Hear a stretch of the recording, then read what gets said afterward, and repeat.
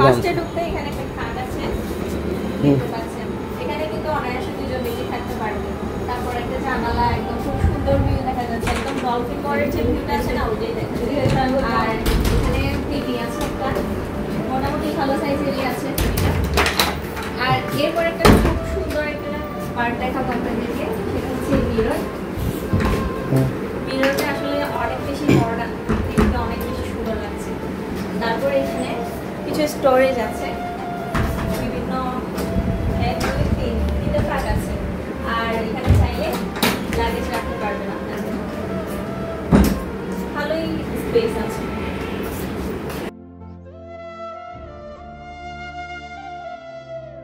এখানেও একটা জানালা আছে, আর একটা খুব সুন্দর সোফা টাইপের চেয়ার আছে, একটা সেন্টার টেবিল আছে, এখানে চাইলে বসে চাটা খাওয়া যাবে।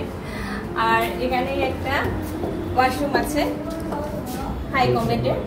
আর তারপর সবচেয়ে সুন্দর একটা রুম, এটা দেখতে পাচ্ছেন। খাটটা খুব সুন্দর, আমার তো অনেক বেশি পছন্দ হয়েছে। আর একটা ভালো ভিউ দেখা যায়, দেখাই আপনাদেরকে।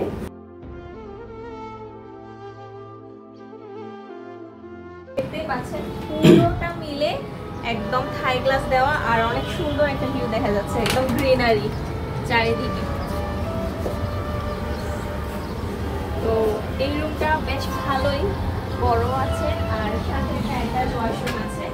ওয়াশরুমটা না হয় নাই দেখালাম, তারপর আমি যে রুমটাতে থাকছি সেটা দেখাই।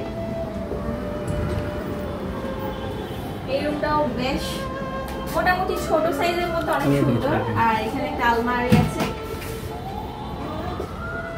আলমারিটাতে ভালোই স্টোরেজ, আর অনেক সুন্দর একটা ব্যালকনি আছে। আসেন,